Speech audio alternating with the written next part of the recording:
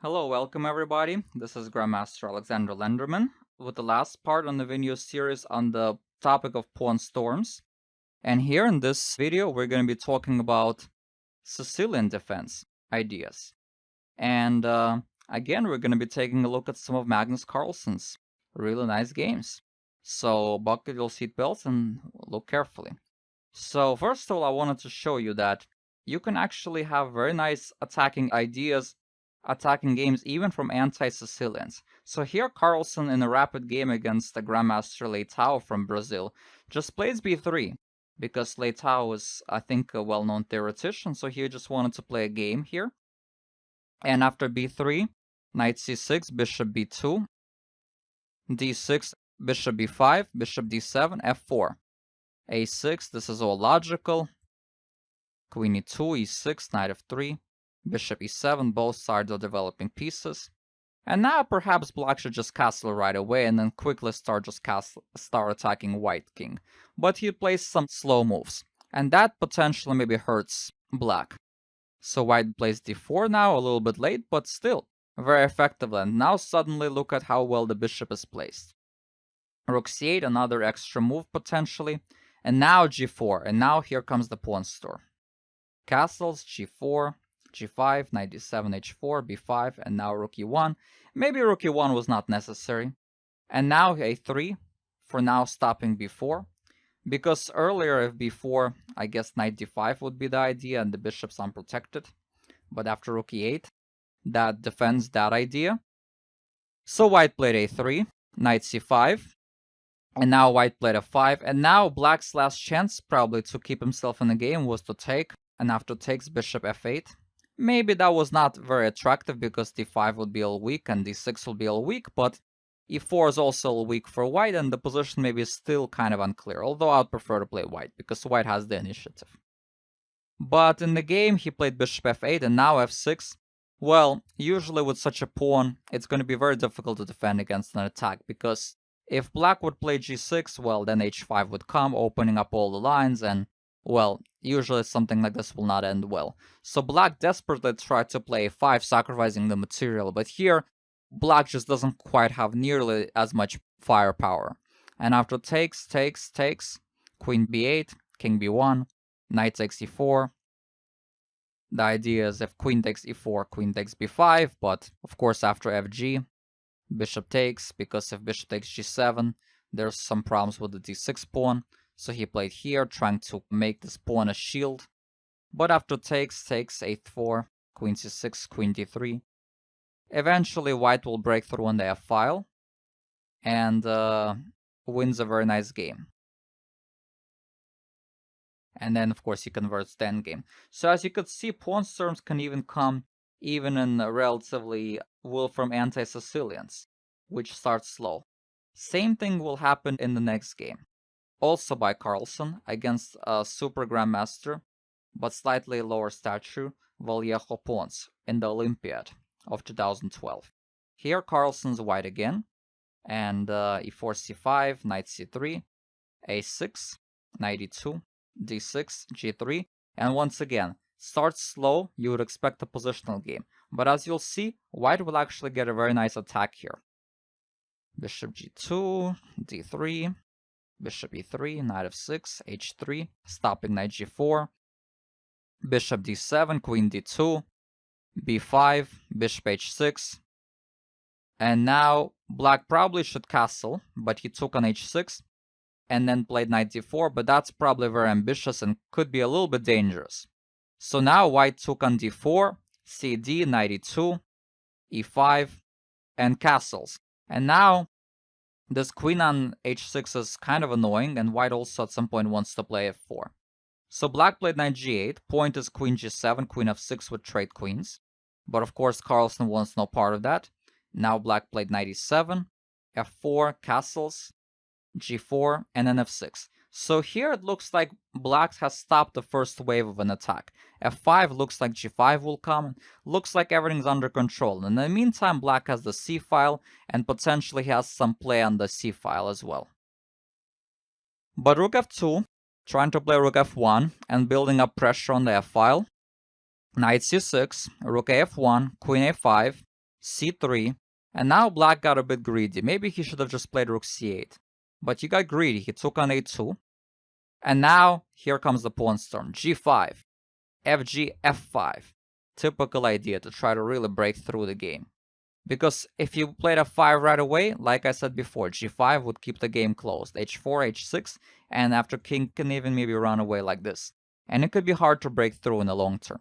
But the idea is g5, forcing the game to open up. Queen f7, cd. And now once the center opens up, it's really tough. I guess if he tries here, maybe white can just take on g5 and then knight f4. Another idea is to play e5, opening up the rook. Maybe that was the better try, but after rook e8, d5, knight d4, knight d8 was probably a better try, but after takes f6, white's actually doing really well. Because the problem is if you go rook e5, then the queen side will fall apart with queen a5 and so on.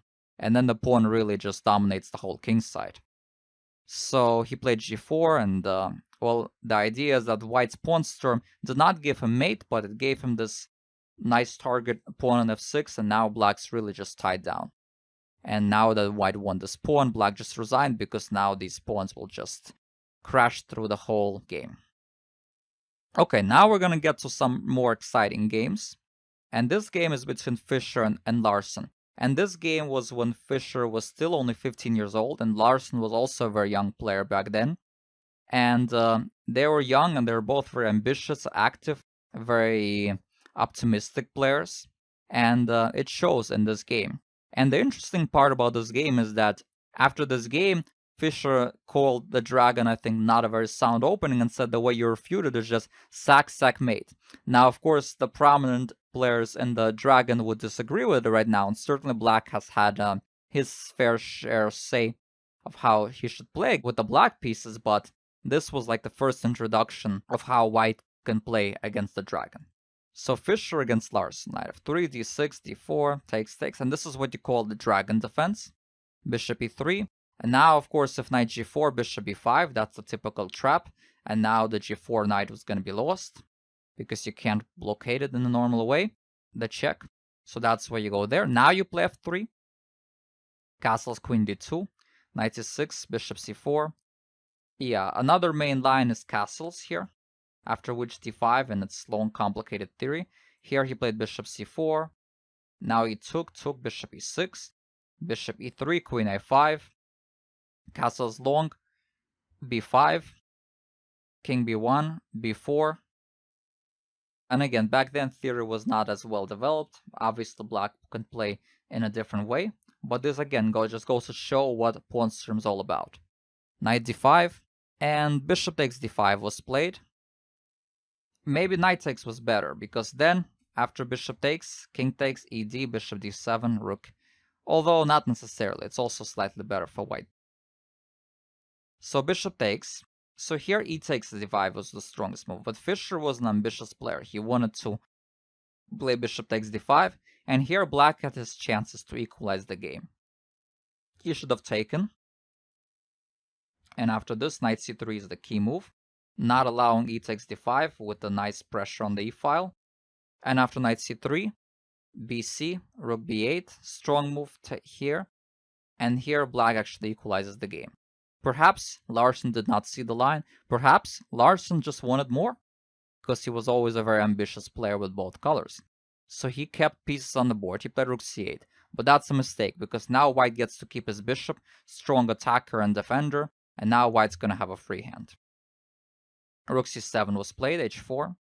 If he played h5, then white can play g4 and hg, h5, and trying to break through the game like this. And so on. So he played queen b5, trying to get his own attack going, but black's still slow here. h5.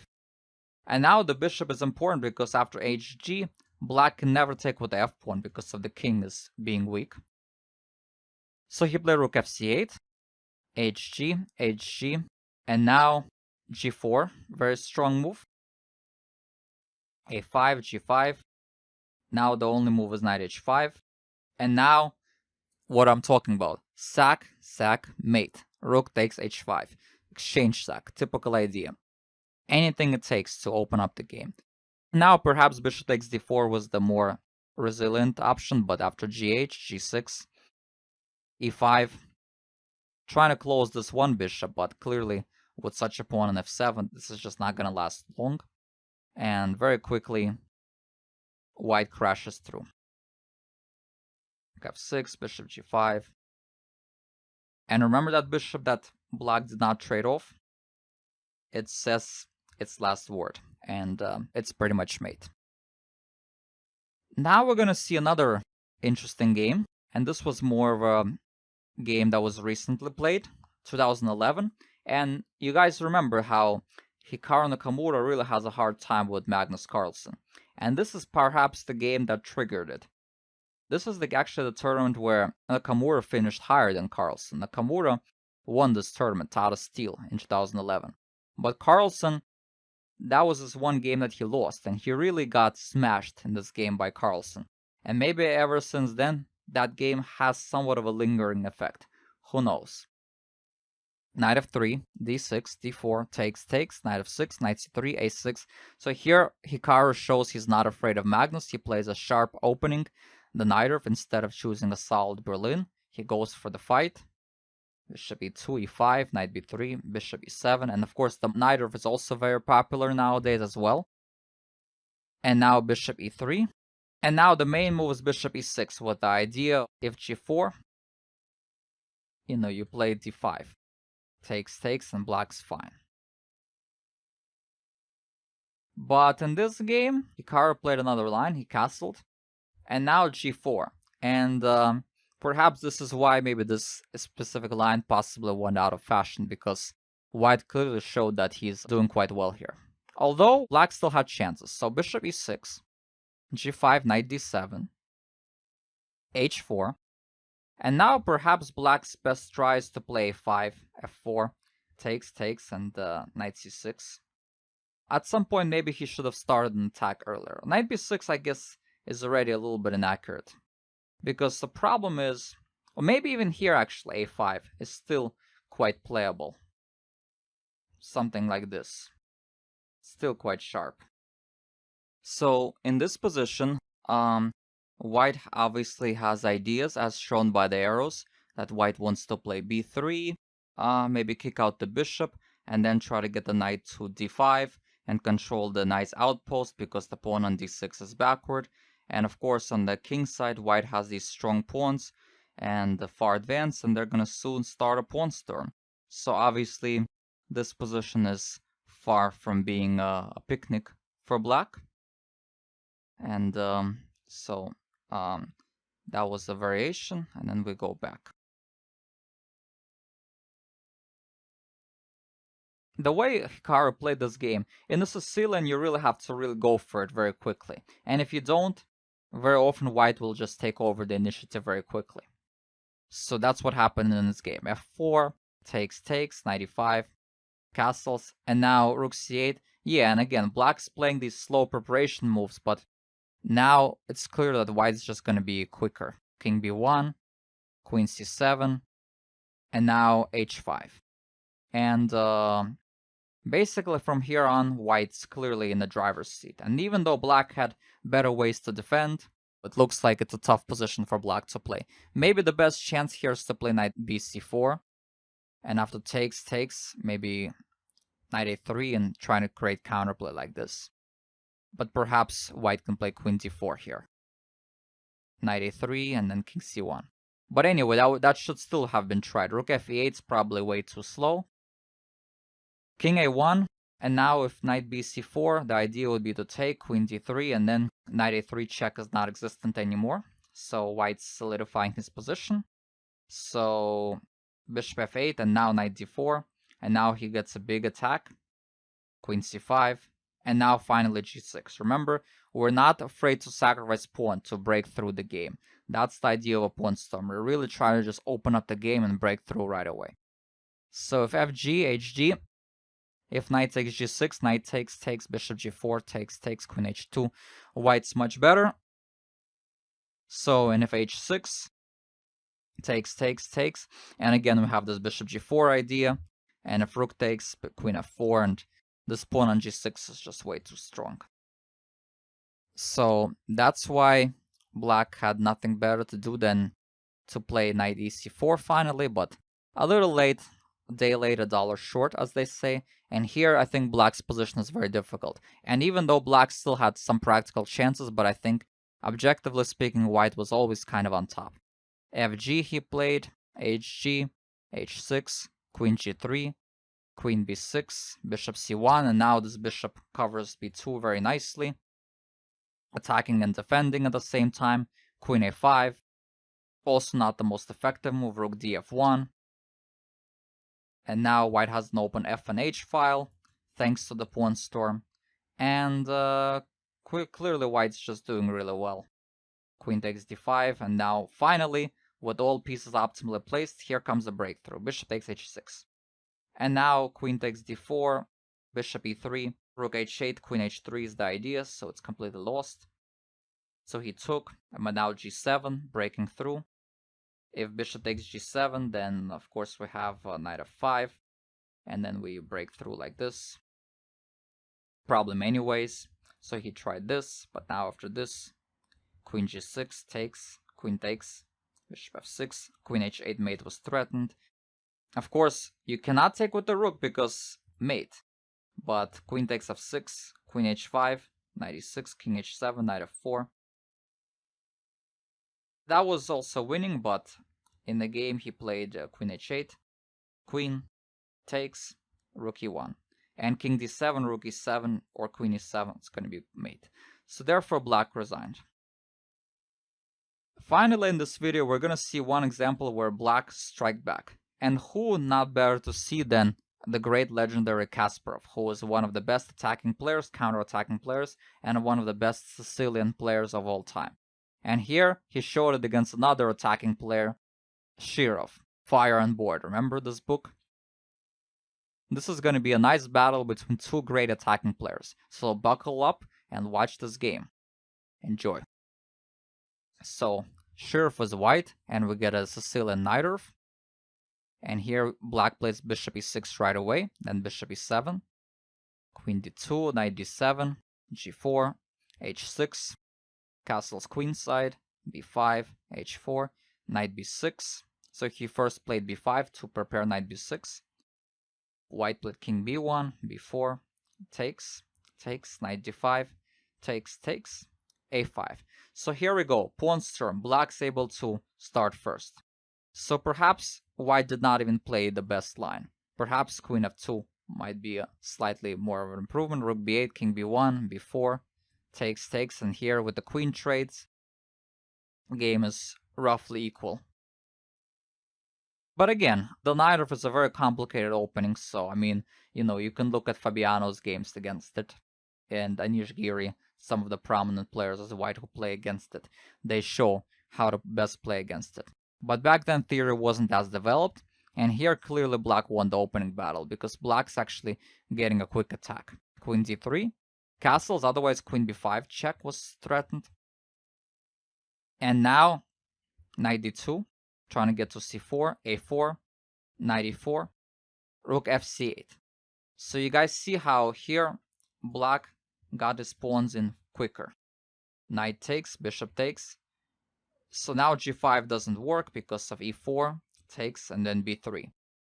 And you see how black crashes through quicker. So white played queen e4, trying to go bishop d3. And here, the best move would have been to crash through with b3 right away, because after cb, ab, a3, we have bishop takes h4, which is good, but we also have queen c5 and rook takes a3. And black's actually crashing through quickly. So once again, in an opening like that, you have to act decisively. Hikaru against Magnus did not act decisively. He played a lot of slow moves, and that's why he paid for it. But here, Kasparov right away, even before he castled, tried to start an attack. And that's how you're supposed to play Sicilian defense, without wasting time. And here, a3 would be a mistake because of g5, and white crashes through first. So king f8, strong move. g5 takes, takes. And this is an interesting battle with opposite color bishops. And the thing to remember is opposite color bishops improve attacking chances for both sides. So this is really an exciting game. Queen f5. And now bishop h6, because bishop f6 is not good because of bishop b5, a very, very strong movement. Threatening rook h8 and then queen d7 mate. And black doesn't have a good defense from it, because if queen takes b5, check and takes the exchange. So you have to go there. And now rook h4, interesting move. And now black played a very interesting move, king e7, with the idea to sacrifice the queen. And now it's a very interesting material imbalance, where black's down a queen for a rook and a bishop and a pawn.